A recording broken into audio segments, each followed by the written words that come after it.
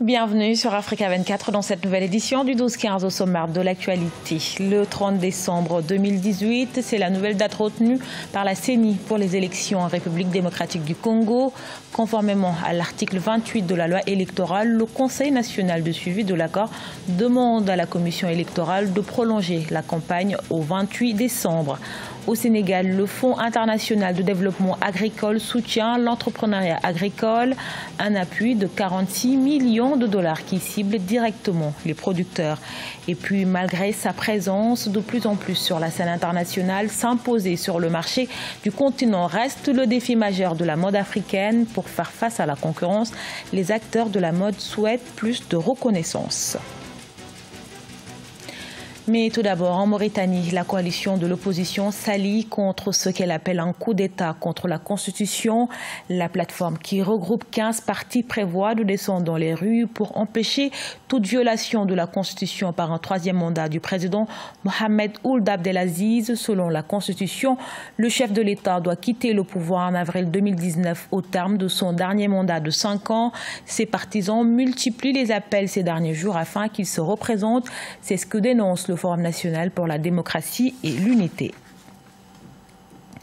En République démocratique du Congo, le Conseil national de suivi invite la CENI à prolonger la campagne électorale jusqu'au 28 décembre, raison invoquée la nécessité de se conformer à la loi électorale et stipule que la campagne électorale doit s'achever 24 heures avant la date du scrutin, soit le 28 décembre 2018, conformément au nouveau calendrier de la CENI. On écoute à ce propos Joseph Olengakoy, président du Conseil national de suivi de l'accord de la Saint-Sylvestre.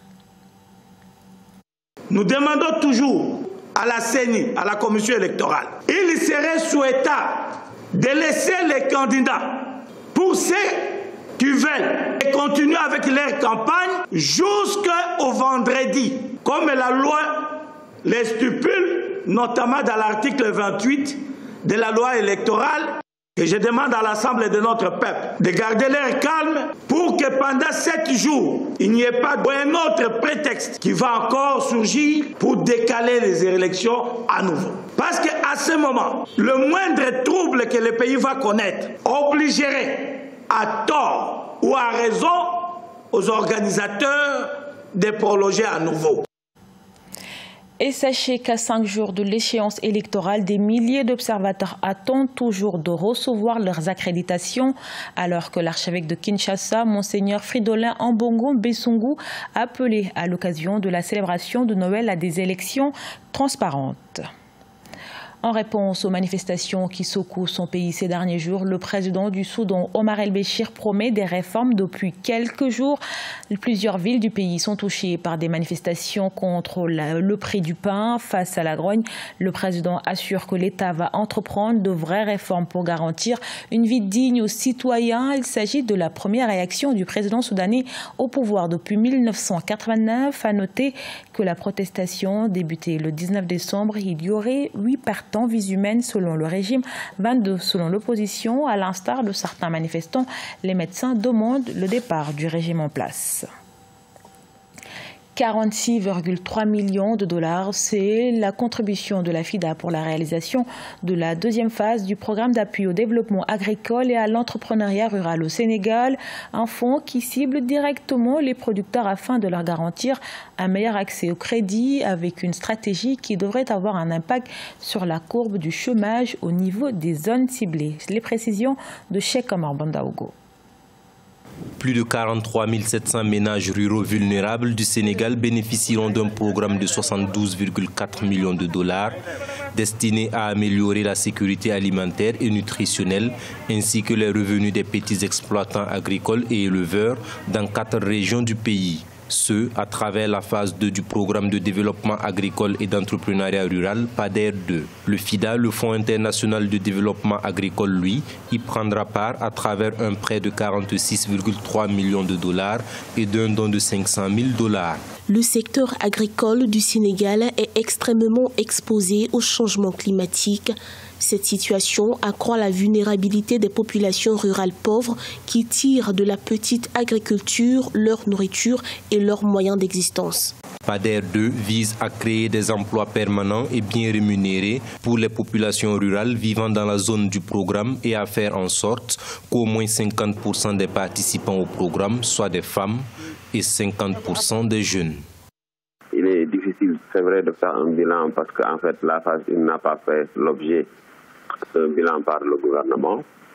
Mais il faut absolument comprendre que dans ce domaine-là, les réformes sont attendues depuis très longtemps d'ailleurs, depuis 2012. L'objectif, à mon avis, n'a pas été atteint. Depuis 1981, le FIDA a participé au financement de 17 programmes et projets de développement rural au Sénégal en investissant 269,1 millions de dollars sur un coût total de 514,2 millions de dollars. Ces projets et programmes ont bénéficié directement à près de 500 000 ménages ruraux. Trouver des solutions concrètes pour faire avancer l'Afrique, telle est la priorité d'Amanda Noma. À seulement 21 ans, cette jeune Sud-Africaine, chef d'entreprise, vient d'être élue secrétaire exécutif du réseau des organisations des jeunes leaders africains auprès des Nations Unies. Son portrait avec Mathilda Diaby. À 21 ans, Amanda Nomna est une des entrepreneurs les plus influentes d'Afrique du Sud. Élue en août 2018 au poste de secrétaire exécutif de l'organisation Rojalnou, le réseau des organisations des jeunes leaders africains des Nations Unies, elle est également la fondatrice de l'association She's Brave et dirige sa propre entreprise. Mon entreprise n'emploie que des jeunes. Nous équipons les vieilles maisons en connexion Internet. Je forme les jeunes à installer le matériel, mais je les forme aussi à l'esprit d'entrepreneuriat. En plus d'installer les dispositifs, ils doivent également les vendre. Amanda Nomna appartient à cette nouvelle génération de leaders africains qui ont à cœur de trouver des solutions concrètes et réalisables pour faire avancer l'Afrique. Pour elle, aucun problème ne peut être résolu sans une coopération efficace entre les pays africains. Beaucoup de gens me demandent pourquoi est-ce que je m'impose toutes ces responsabilités. Je veux être utile à ma communauté et au monde entier. Je veux résoudre tous les problèmes qu'ils rencontrent car je ne peux pas simplement me plaindre. Je préfère impulser le changement que je souhaiterais voir. Au lieu de me plaindre, je veux trouver la solution à tous ces problèmes. Pour Amanda Nomna, avoir conscience des progrès réalisés est indispensable pour avancer. Évaluer l'impact des actions menées par l'organisation, c'est ainsi qu'elle définit son rôle au sein de Rojalnou. Les acteurs de la mode africaine réclament une meilleure appréciation de leur travail. De plus en plus présente sur la scène internationale, la mode africaine peine à acquérir une véritable reconnaissance. Toutefois, sur le continent, le vrai défi aujourd'hui pour les acteurs, c'est de s'imposer sur le marché africain. Mathilda Diaby.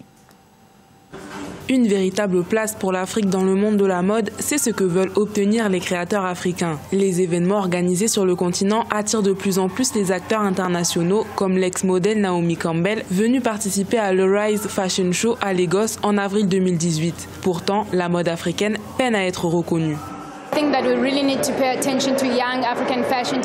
Les jeunes stylistes africains méritent vraiment qu'on leur prête attention. En réalité, de nombreux Européens et Américains s'inspirent des idées des stylistes africains.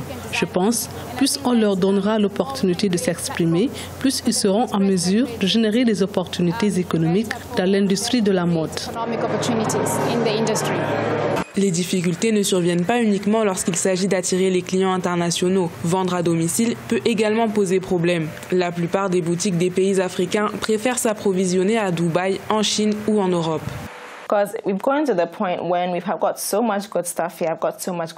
Nous avons beaucoup de potentiel ici. On trouve vraiment de belles choses. C'est à nous, stylistes ghanéens, de faire en sorte que lorsque vous entrez dans une boutique de vêtements à New York ou à Paris, vous puissiez trouver des pièces qui viennent du Ghana. Avec la diversité artistique et le talent des jeunes créateurs ambitieux dont regorge le continent, l'année 2019 s'annonce très prometteuse pour la mode africaine. Ce journal a été réalisé par l'ensemble de la rédaction. Merci pour votre fidélité. Retrouvez dans un instant une nouvelle édition de l'actualité sur Africa 24.